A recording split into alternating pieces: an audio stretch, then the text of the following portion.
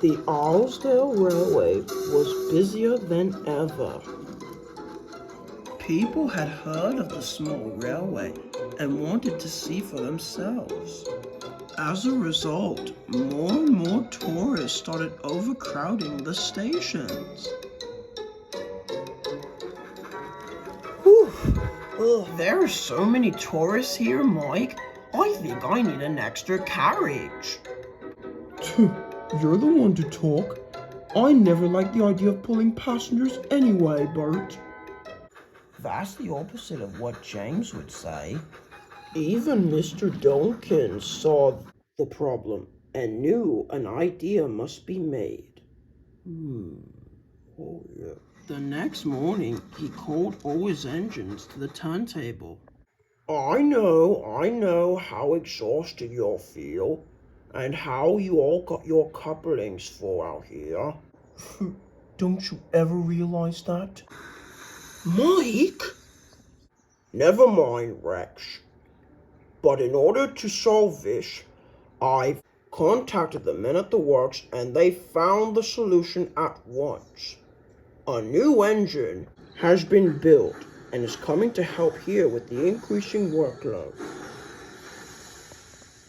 A new engine, I hear.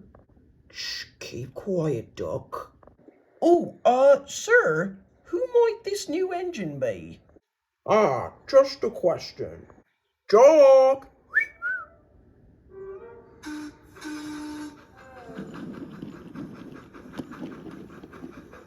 Alright, what?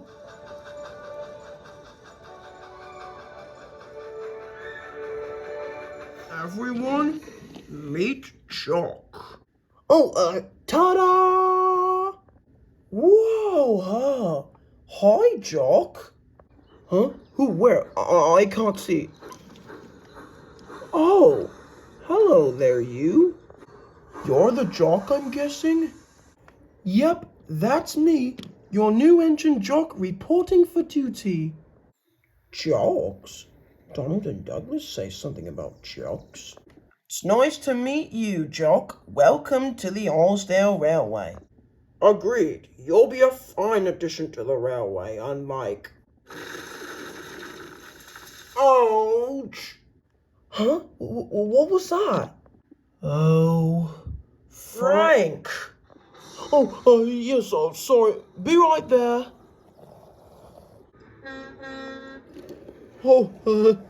Sorry, everyone. Frank, what on earth do you think you're doing? Look what you've done to the back of our shed. Sorry, sir. I was in a fishing mood. No need to worry. I'll clean it up soon. I'm a maintenance diesel after all. Oh, boy. Some things I can't understand. Me not being in a book and all. It's disgraceful. Who was that? Oh, that's Frank, our little maintenance diesel. He is such a pain ever since he first arrived here. Oh, come on, Mike. I'm sure he means well. He's just a little upset. About what? Oh, a few months ago, when Frank first arrived on the rails, the thin clergyman had written a book about us. Frank was eager. He wanted to be in a book for himself. Sorry, Frank. The thin clergyman didn't know about you because you weren't here at the time. Boy, was he ever so cross. It's not fair. I should be in a book for myself. So without further ado, he's been a lot more grumpy ever since. All because of a stupid book. Poor Frank. Over the next few days, Jock took passengers to Osbrook West and shunted stone wagons to the shooting ground. Everyone loved seeing him go by and called him a remarkable little engine. They also called him strong, which let that go through his funnel. He soon became very cocky. Lucky for you guys, I am the strongest engine for my size. Anyone who begs to differ, I'd show them my great strength, I tell ya. Please stop talking. You're giving me a headache. Besides, you're a great engine to work hard, but not to talk like this. Mike and Rex are right. Besides, it's teamwork that counts on a railway, not your strength. Says you guys. Without me, these loads and ballast would never be here on time. We've already proved that already. Besides, I can show you what true teamwork is with my strength. Oh. The very next morning, Jock arrived for his next passenger run when he saw Frank in a rather foul mood. You know, Frank, you would look even better if your frown was turned upside down. Oh, will you take your jokes somewhere else? You don't even understand what it means to be in a book. For the first time, I tell you. Why would they want to see such a filthy maintenance diesel like you, when they could see a really strong engine like me? Is that so? If you really want to be strong, why don't you take my next train to the other station? I'll do it! Wait, what? I said I'll do it. You're playing with my cooling system. No, I'm up for the challenge. Hand me those cars, and I'll take it there in a jiff. Without even arguing, Frank handed his trucks over to Jock, and they were coupled up to his passenger carriages. Now this is what a true strong engine looks like.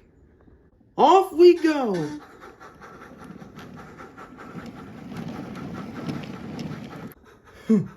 We'll see how strong he is, won't we?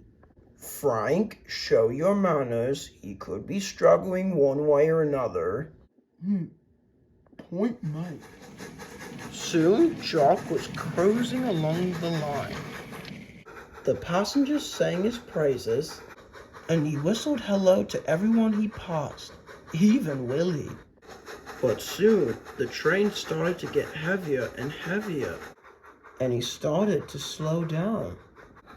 We're almost out of water. The train is more heavier than I thought. I must keep going, though. I can't let the thing control it down. He wouldn't like that. I have to keep on puffing. Must keep puffing. Must keep puffing. Must keep puffing. Soon, Jock's water level had dropped, and then the weight of the train wasn't helping. And soon, Jock came to a halt. No, I can't be out of water yet. But it is, as I said. Well, this is so ironic. How are we going to deliver the trucks and the passengers at the same time? I'll radio for help. The engines were fitted with radios to communicate with control. And as soon as the driver contacted for help, Frank came to the rescue. Well, is this what it means to be a strong engine, huh, Jock? I'm sorry, Frank. Oh, apologies can't wait. Let's get this train back home. It was very hard work to push Jock, the carriages, and his trucks at the same time. But Frank strained with all his might. That's right, Frank! Keep moving! You can do it! Soon they reached the end of Arlesdale. Frank uncoupled the cars, and the passengers scrambled out of the coaches and onto the platform. They weren't very pleased of being late, but congratulated both the engines and their drivers. And when the mess was cleared, Frank took Jock back home. That night, the two engines shared the same siding. Oh, I'm sorry, Frank. I really should not have been boasting all the time. I guess I'm not as strong as I was.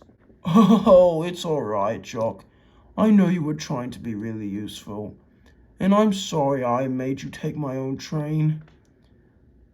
You know, Frank, your rescue could be mentioned in a book. Huh, I never really thought of that. Maybe they'll include both me and you in a book in future. Oh, I can't wait to see if they will.